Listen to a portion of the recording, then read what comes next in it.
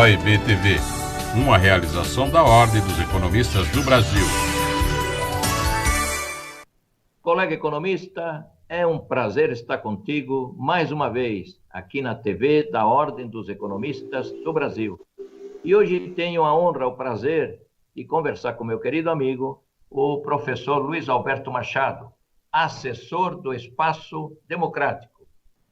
Machado, é um prazer estar contigo mais uma vez, graças ao Criador, aqui na TV da Ordem dos Economistas do Brasil. Eu é que agradeço aí o convite para, mais uma vez, estar falando com você e com os espectadores da TV da Ordem dos Economistas. Manolo. Machado, espaço democrático, o que vem a ser o espaço democrático? A Fundação Espaço Democrático é o centro de estudos e formação política do PSD. Pela legislação, todos os partidos devem ter uma instituição dessa natureza. Antigamente chamavam-se institutos, depois passaram a se chamar fundação. Mas eu reconheço que a maior parte dos partidos tem nisso um mero pretexto para receber o fundo partidário. Fazem muito pouca coisa. No PSD, ao contrário, nós temos uma atividade muito intensa. Nós temos um corpo permanente de assessores extremamente gabaritado, com Roberto Macedo, Januário Montoni, Rogério Schmidt, Rubens Figueiredo, enfim. E a gente produz uma quantidade muito grande de subsídios para os quadros do partido, tanto vereadores, como prefeitos, como deputados estaduais, federais, senadores, governadores. Então, é uma atividade muito intensa e eu tenho dado, junto com o Macedo, consultoria na área econômica para a Fundação. Excelente.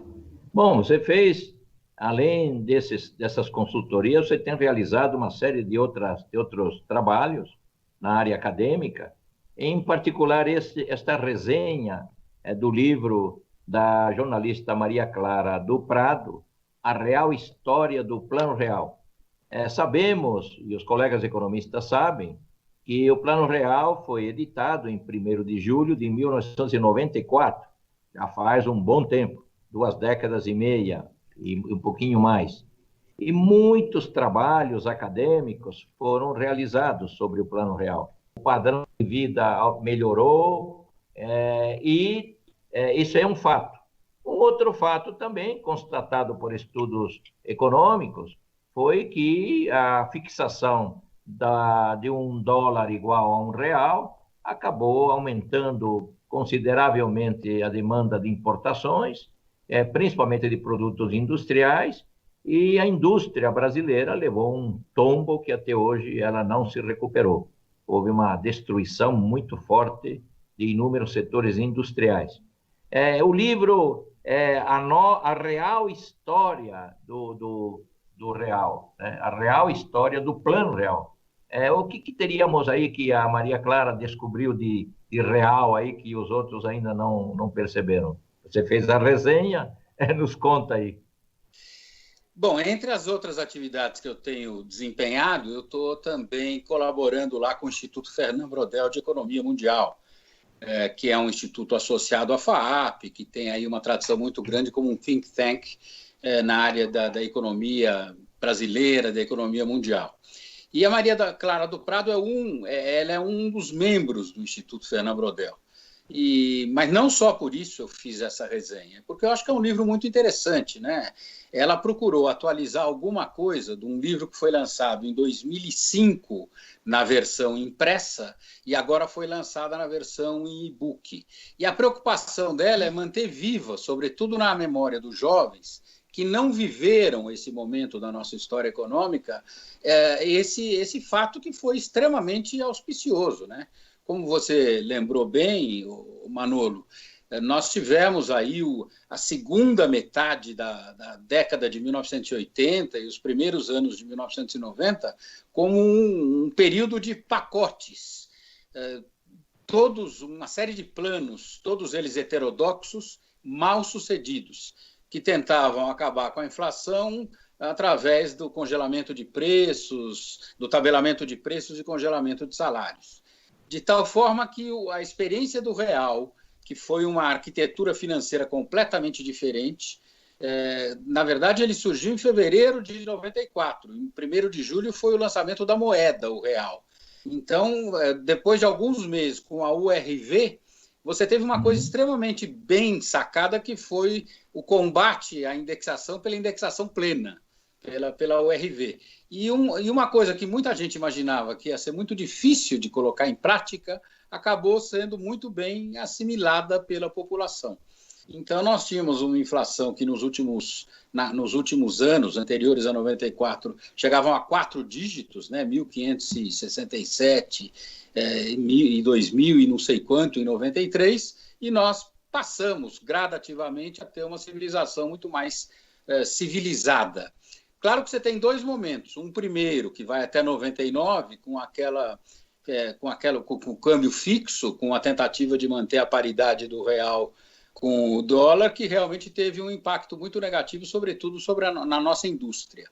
Mas a partir de um segundo momento, a partir de 99, você teve, vamos dizer assim, complementação ao real, você teve a criação do tripé macroeconômico, que, de certa forma, se sustentou até durante o primeiro governo Lula, que era o regime de metas de inflação, o câmbio flutuante e o superávit primário via lei de responsabilidade fiscal. Eu acho que, a partir daí, o Brasil passou a viver um novo momento, muito melhor do que o anterior, ainda que nós jamais tenhamos recuperado o ritmo de crescimento que nós tivemos até a década de 80. É uma colocação muito interessante, que nos reporta também aos dias de hoje, porque hoje estamos vivendo uma situação, do ponto de vista econômico, muito sui generis, né? Estamos ainda em plena pandemia, há milhões de pessoas que perderam postos de trabalho, tanto no mercado formal quanto no mercado informal. Sabemos da importância do auxílio emergencial para manter um mínimo, digamos, de dignidade para a família brasileira, né, do ponto de vista do consumo básico, mas algo nos preocupa neste momento, Machado, que é o fato de que está havendo um forte descompasso entre alguns índices utilizados como índices de inflação. E vamos reportar ao Plano Real. A ideia do Plano Real, que acabou não se concretizando plenamente, né, era acabar de vez com a indexação dos contratos, dos mais variados contratos. Porque se você acabasse com a indexação, você não teria o efeito contínuo de renovação daqueles aumentos anteriores de preços.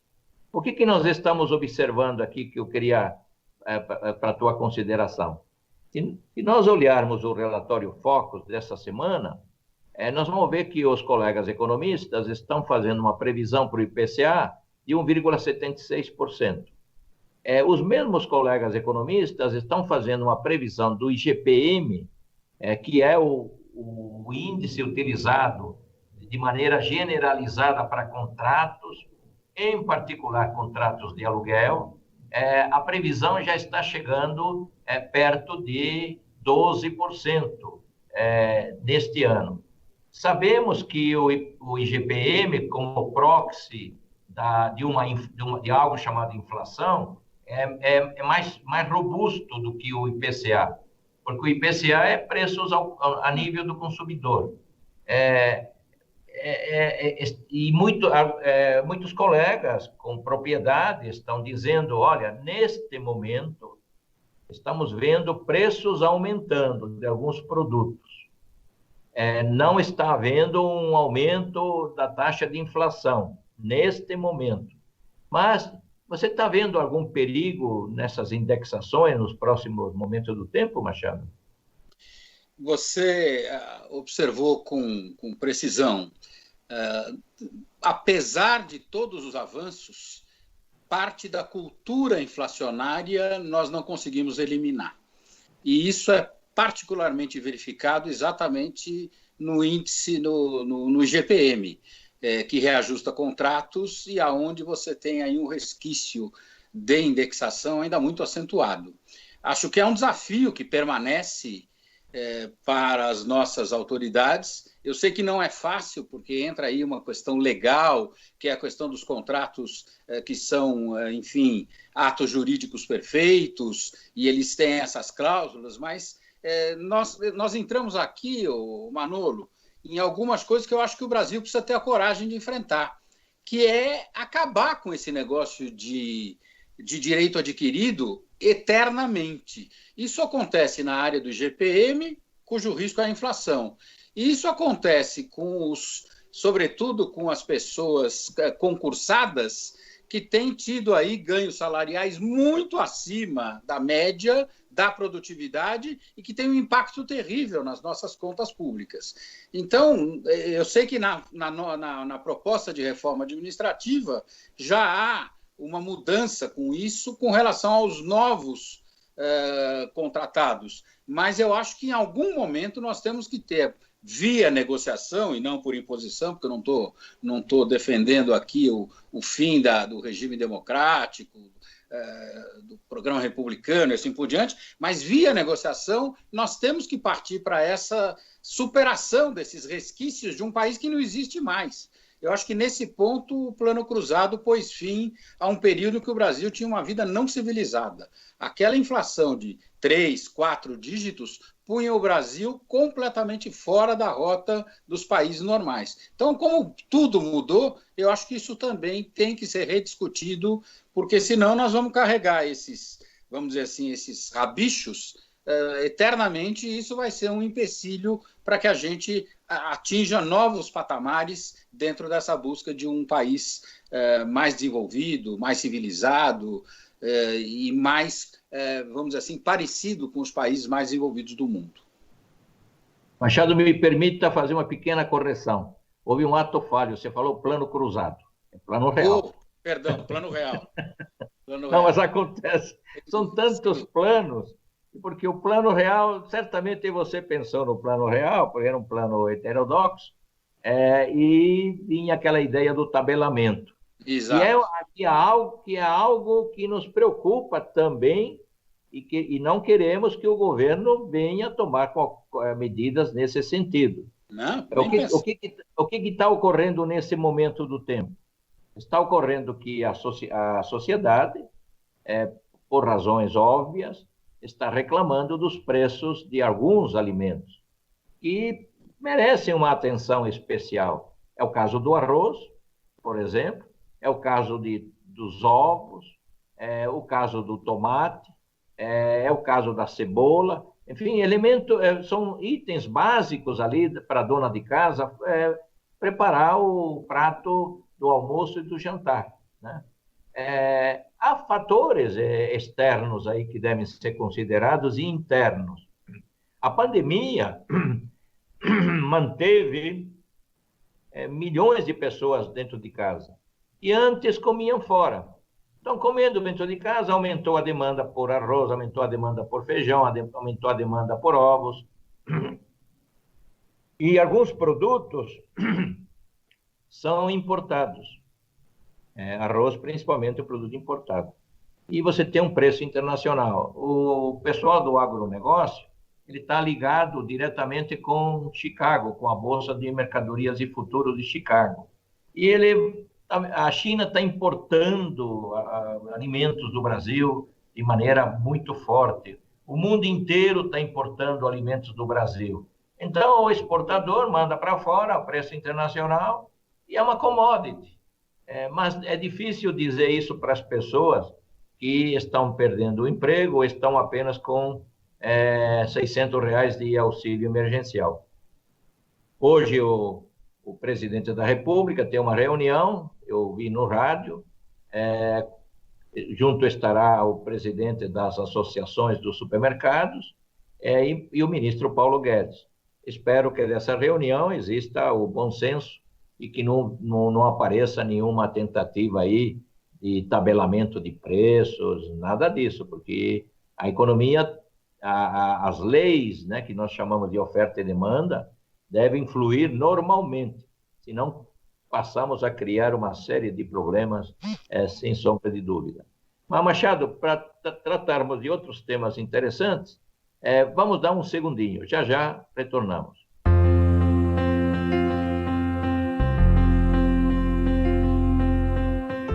CG Consignado é uma consultora de crédito para aposentados, pensionistas e servidores públicos, além das Forças Armadas. Em parceria com vários bancos, você tem mais oportunidades de negociar.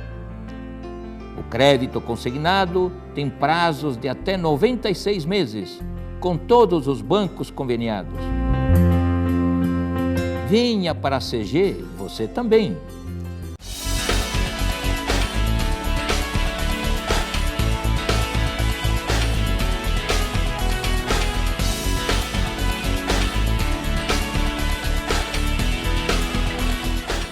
O profissional economista possui sólida formação teórica e prática e visão metodológica global da ciência econômica e sua importância. Ele possui consciência criticamente aberta sobre a realidade socioeconômica do país e assume uma postura responsável no tocante à sua atividade profissional. Preocupado com a missão de dar a sua colaboração para o desenvolvimento sustentável da nação, o profissional economista segue à risca cada palavra de seu juramento. OIB-TV, uma realização da Ordem dos Economistas do Brasil. Colega economista, é um prazer estar contigo novamente aqui na TV da Ordem dos Economistas do Brasil. E tenho a satisfação de conversar com meu querido amigo, o professor Luiz Alberto Machado, assessor do Espaço Democrático. Machado, uma curiosidade. O teu fundo aí me mostra, eu estou vendo um instrumento musical, não sei o nome dele, mas eu sei que é um instrumento musical. E em certos momentos, a câmera mostra algo um pouquinho acima da tua cabeça. É um instrumento musical que temos aí? Tem razão, Manolo. Meu filho, ele é músico profissional e ele é goleiro da Seleção Brasileira de Futebol de 7. É uma combinação meio estranha. E eu estou justamente gravando no quarto de instrumentos dele, que é o melhor lugar aqui para a gente ter a internet. É o lugar em que melhor funciona. Nesse período de home office, eu já tentei tudo aqui em casa e esse é o melhor lugar para trabalhar. E ele foi treinar, inclusive, na academia do Zete, que o Zete é um dos donos, tanto que ele levou o meu suporte de celular. Eu estou aqui meio improvisado, mas você tem razão. Que a câmera está virada para a parede, porque se estivesse para o outro lado, você ia ver a zona que é o quarto de um percussionista. Bom, depois você dá uma viradinha por curiosidade aí. Machado, estávamos conversando e falando sobre esses preços que alguns produtos que pontualmente estão aumentando e bastante de preço e fazem parte da cesta básica, e não podemos, embora os índices estejam diferentes entre si no tocante ao crescimento, o IPCA e o IGPM, não podemos caracterizar esse aumento pontual como um aumento agora de inflação, porque inflação, o conceito de inflação é um aumento generalizado de todos os preços, e não de um preço aqui, um preço acolá. Como é que você está vendo esse momento aí desses aumentos pontuais aí de alguns alimentos? Claro que, como qualquer outro brasileiro, eu gostaria que eles não tivessem ocorrendo.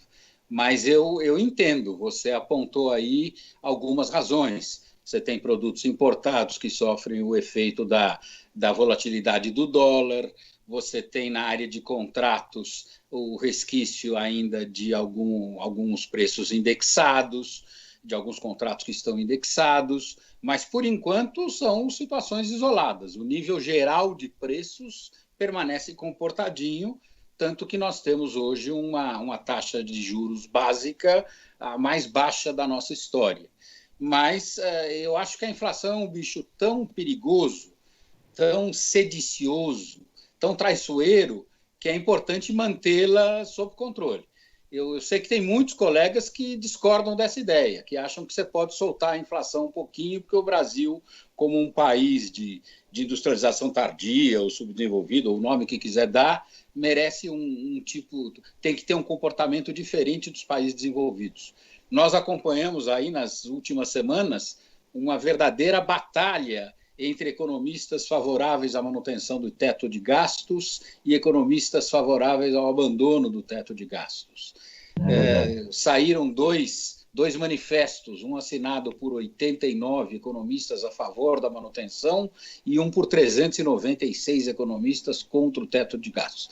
Eu acho que tem uma coisa interessante nesse negócio aí, Manolo. Dos 89 que assinaram a favor do teto de gastos, quase todos tiveram passagem por governos. Dos 390 e poucos que assinaram contra, a grande maioria jamais teve responsabilidade por tocar algum governo, que seja municipal, estadual ou federal. Então, acho que isso diz alguma coisa. Eu acho que é uma medida difícil, dura, impopular, mas é fundamental, sobretudo na pandemia, para que a gente não tenha um preço exagerado para pagar a médio e a longo prazo. E esse preço já está sendo prefixado aí em 12% do PIB. Os últimos números têm mostrado para o PIB já, segundo os dados do Ministério da Economia e do Banco Central, com uma queda de 4,7% do tombo. Os colegas economistas que enviam informações ao Banco Central, na mediana das informações coletadas pelo Banco Central, o tombo está em 5,31% nesta semana.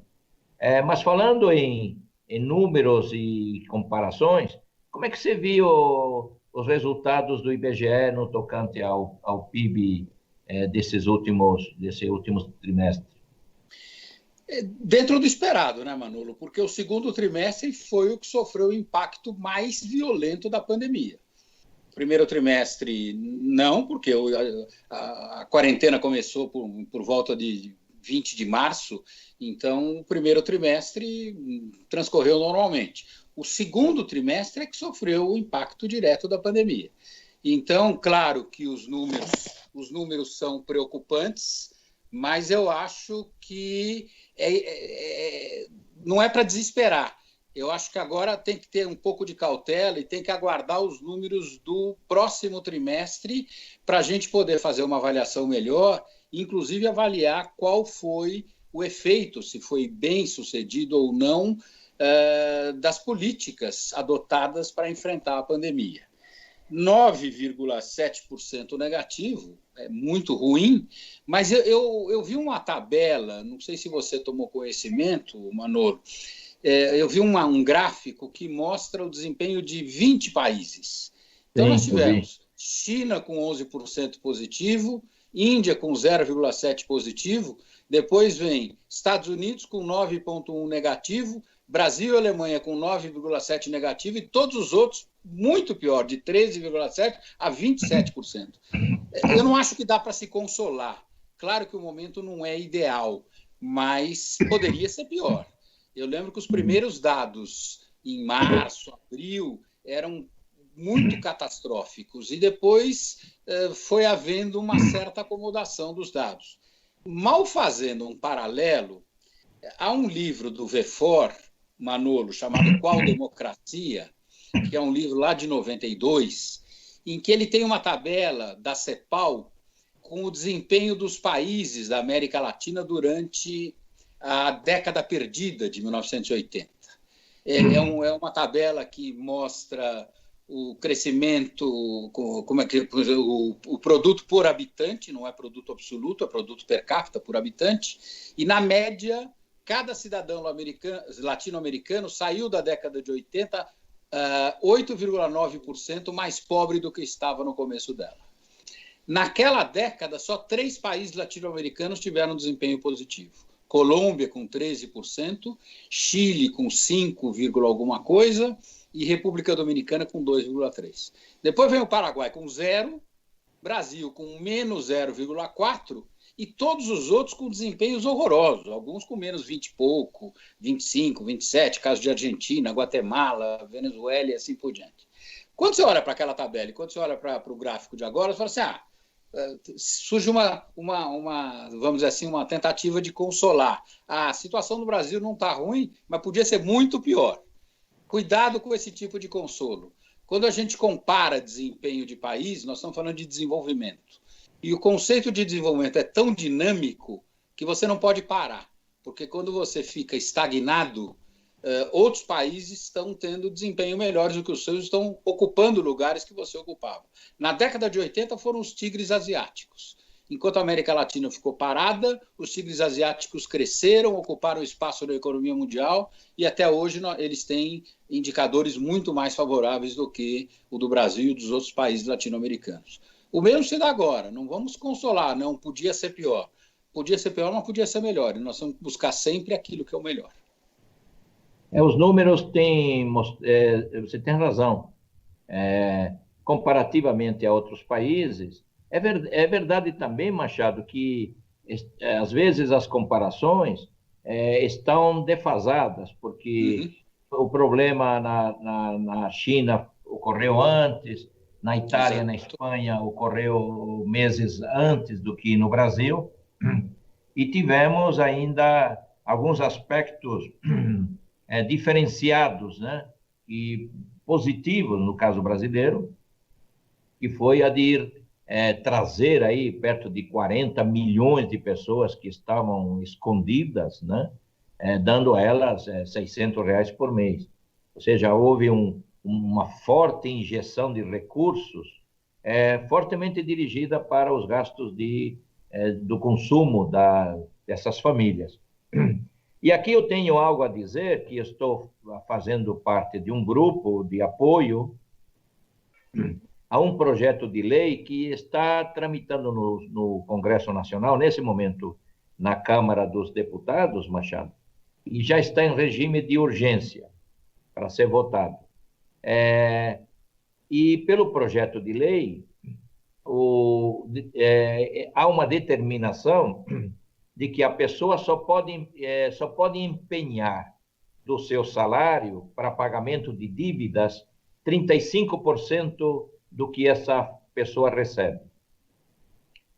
Hoje, o valor que ela dedica para dívidas é ilimitado em relação ao salário, porque se ele tem uma série de necessidades básicas, uma necessidade básica é o celular, pagar a conta de celular, da água, da luz, do telefone, alimentos básicos, ficam de lado. E ele vai pagar dívidas e fica com pouco dinheiro para o consumo básico da família. Pelo projeto de lei, e olhando o número de pessoas endividadas dado pela Confederação Nacional do Comércio, olhando os dados do pessoal ocupado pela PNAD e o salário médio mensal, esse projeto de lei, 3.515/15, pode dar um alento a esses milhões de pessoas que estão endividadas, fortemente endividadas, de elas levarem um adicional de R$700 a mais por mês para o mercado de bens de consumo da família.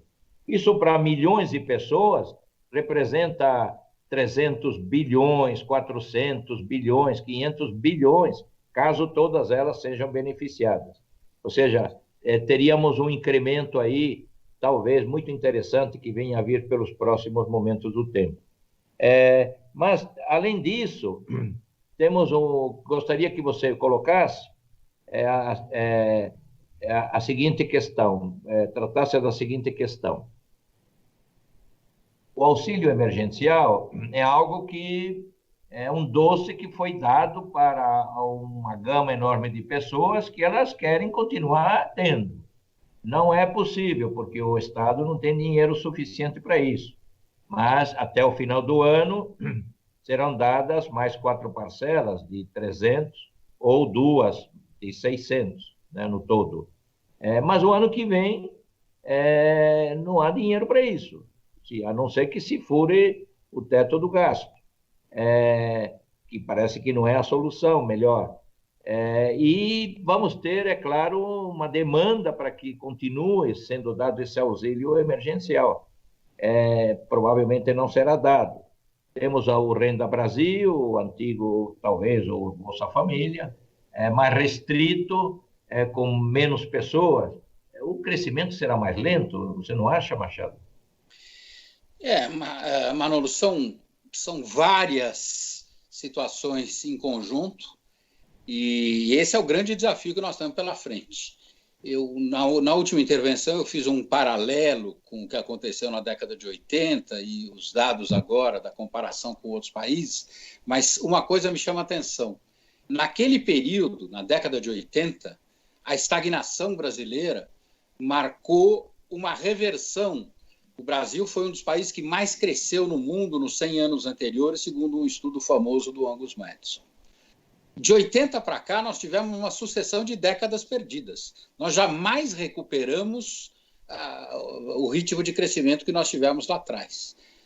Agora, o que nós temos com a pandemia é o agravamento de uma situação que já vinha ruim.